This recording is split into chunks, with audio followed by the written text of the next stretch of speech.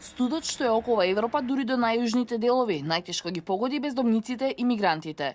Бегалците ги напуштија шаторите во кампот на грчкиот остров Лесбос и се преместија во напуштените складишта.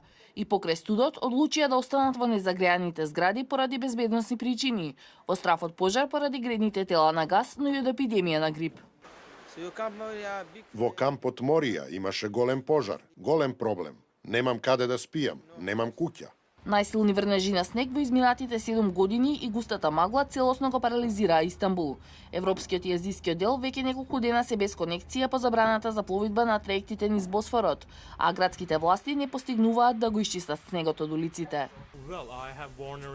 Роден сум и пораснат во Истанбул. Не помнам ваков снег во животот. Ова влијае на сите аспекти. Транспортот практично не функционира и повеќето патишта во Истанбул се затворени. Turkish Airlines откажа речиси 230 летови од двата аеродроми. Училиштата се затворени 2 дена, а работното време во јавните служби е скратено.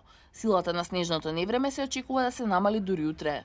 Србија во поголем дел се врати во протоколова фаза, освен на југот, каде што се уште е во сила црвен метеоаларм. Студот ја однесе првата жртва во Врање, но по 2 дена на минус 20 степени и без храна. Во бунар длабок 5 метри жив е најден жител на селото Смолинац кај Пожаревац, кој исчезнал на Бадник. Првата жртва на студот е забележана и на Косово, 51 годишен жител на селото Хртица кај Подуево. Од студениот бран што се спушти од скандинавскиот полуостров над Источна Европа до крајот на минатата недела починале над 50 луѓе, од кои 17 во Полска. На маките на минус 30 степени им се надоврза и загадувањето на воздухот поради зголеменото загревање на домовите. Во Рибник нивото на ПМ честички за 1000 пати го надмина дозволеното. Dzisiaj rano weszłam do szkoły. Утрово кога излегов за на училиште, изгледаше како после пожар. Немаше воздух за дишење. Сакав да ги отворам прозорците, но беше многу полошо.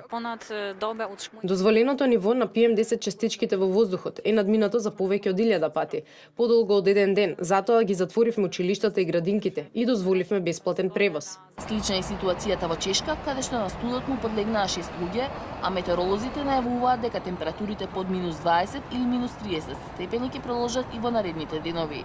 Унгарските служби јавија дека во земјата е урнат националниот и рекордот во Будимпешта, со измерени 28,1 и 18,6 степени. Слични температури во Словачка однесоа 3 животи, а во Бугарија снегот и силниот ветар блокираа патишта и оставија без струја над 75.000 домаќинства на североистокот.